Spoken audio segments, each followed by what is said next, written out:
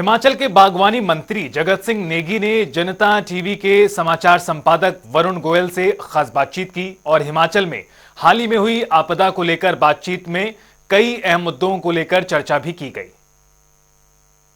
मुख्यमंत्री थे, double engine की सरकार थी, केंद्र में भाजपा की गवर्नमेंट थी, हिमाचल में इनकी गवर्नमेंट थी।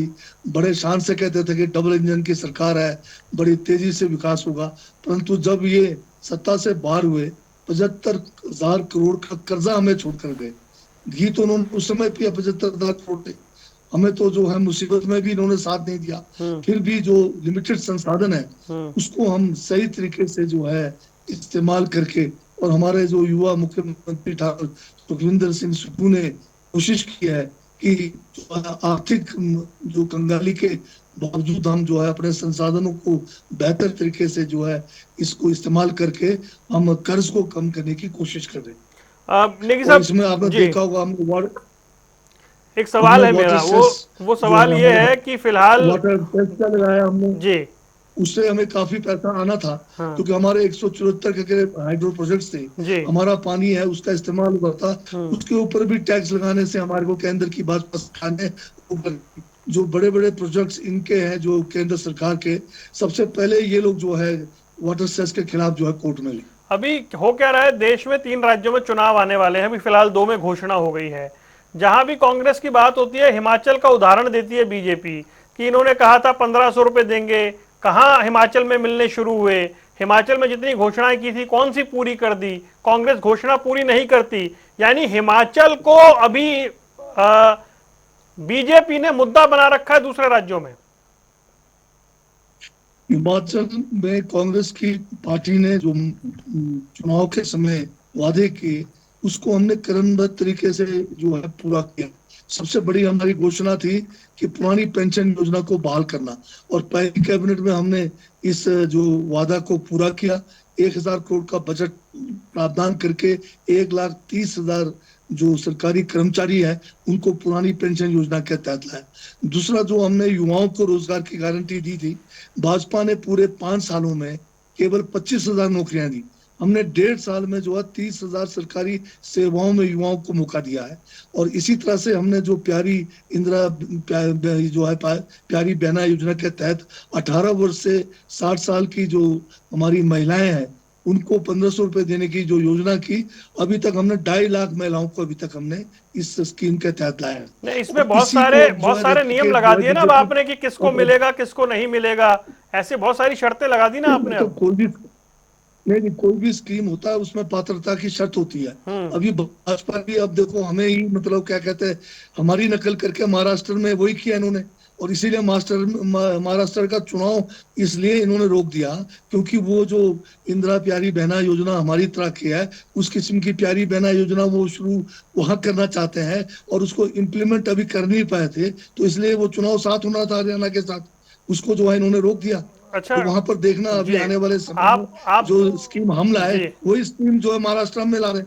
आप बागवानी मंत्री हैं और सेब एक सबसे बड़ी अर्थव्यवस्था का साधन है हिमाचल प्रदेश में, और इसमें अब हो क्या रहा है कि वो कॉटन की बात होती है या दूसरी व्यवस्था की बात होती है, सीजन जो है वो आ रहा है।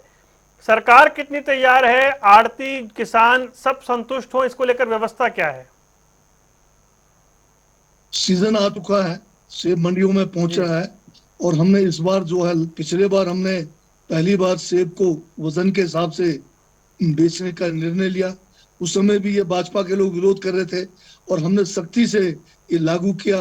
पिछले बार बागवानों को बाय वेट जब ये सेब बिका बहुत फायदा हुआ। अब मोदी जी अलग बात है, आते हैं तो कहते हैं कि यहाँ का सेब की बड़ी तारीफ करते हैं, और हमने मांग की थी कि विदेशों से जो सेब आयात हो रहा है उस पर शुल्क बढ़ाया जाए, परंतु मोदी जी ने 75% जो शुल्क था उसको घटाकर 50% कर दिया। और पूरे जो है आज अमेरिका का सेब, चाइना का सेब, ऑस्ट्रेलिया का सेब, अब तो यहाँ तक कि यूरोप के बाद हमारे जो ईरान है, अफगानिस्तान है, वहां से जो है सेब आना शुरू हो गया और बहुत ज्यादा जो है नुकसान हमें हो रहा है। उसके बावजूद इस बार हम जो है एक पैकेजिंग का नया सिस्टम शुरू किया है कि 20-21 किलो से ज्यादा का पैकेजिंग नहीं होगा, उसको हमने यूनिवर्सल कार्टन का नाम दिया है। और इसका भी ये भाजपा के लोग विरोध कर रहे हैं, क्योंकि ये तो जो है आड़तियों की बोली बोलते अच्छा, हैं। ये आड़ती जो परंतु प्रदेश सभी से बाहर जो है जाकर ट्रेड कर रहे हैं, इसका नुकसान कैसे ये कवर होगा? आरती कोई बाहर जाके ट्रेड नहीं कर रहा है। हम्म। पहले भी हम दिल्ली भी जाते थे, पहले चंडीगढ़ भी जाते थे, और हिमाचल में भी ट्रेडिंग होता है। कुछ लोग जो हिमाचल में डिफॉल्ट कर गए, वो लोग हल्ला कर रहे हैं, वो भाग गए यहाँ हिमाचल से। लोगों के जो है देनदारी बहुत ज्यादा बढ़ गई, तो उन्होंने अपनी दुकानदारी हिमाचल से बाहर शुरू किया हुआ। अच्छा, ये अभी भाजपा और प्रदेश अभी अध्यक्ष डॉक्टर बड़ी जी राजीव बिंदल जी का एक आरोप है कि आपने 800 स्कूल बंद कर दिए, ये तालाबंदी की सरकार है, आपने रिकॉर्ड बना दिया तालाबंदी में। अब आप जो है बिंदल साहब एक बात के लिए मशहूर है कि ये बात को जो है तोड़ मरोड़ के पेश करते हैं। ये जो 800 स्कूल हुए क्यों हुए उसका बात इन्होंने नहीं बताया। इन स्कूलों में बच्चों की संख्या ही नहीं है, जिनमें जो है 5 से नीचे बच्चे थे या जिनमें 8 से नीचे बच्चे थे, उन स्कूलों ये वायबल नहीं थे स्कूल। अब इनको नजदीक के स्कूलों के साथ जोड़कर जो है बेहतरीन शिक्षा देने का प्रयास कर रहे हैं, क्योंकि हिमाचल में स्कूलों की संख्या बहुत ज्यादा हुई है और अब बच्चों की तादाद कम हो गई है। तो इसलिए जो है ये वायबल जो स्कूल नहीं है, इनमें कई जगह पे जैसे छह बच्चे हैं, 3 अध्यापक हैं। मिडिल स्कूलों में ये हाल हो गया कि कई जगह पे 8 बच्चे हैं, 6 टीचर हैं। तो क्या इसके किस्म के स्कूल थोड़ी चल पाएंगे?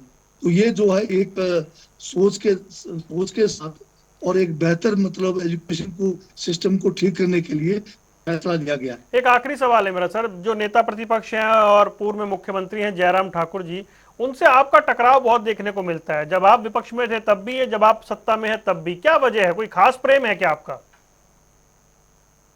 नहीं, मैं तो अभी हाल में भी हम दोनों पड़ोसी हैं। मेरा कोई व्यक्तिगत उनके साथ झगड़ा नहीं है। जब वो किसी भी तथ्य को तोड़ मरोड़ के पेश करते हैं, जब वो संविधान के लिए खतरा बन गए, जब उन्होंने लोकतंत्र की धज्जियां उड़ाई और हमारे हिमाचल प्रदेश को कंगाली के राह पे लाया, तभी मैंने उनका विरोध किया। अन्यथा मेरा कोई व्यक्तिगत उनके साथ भेदभाव नहीं। चलिए, बहुत बहुत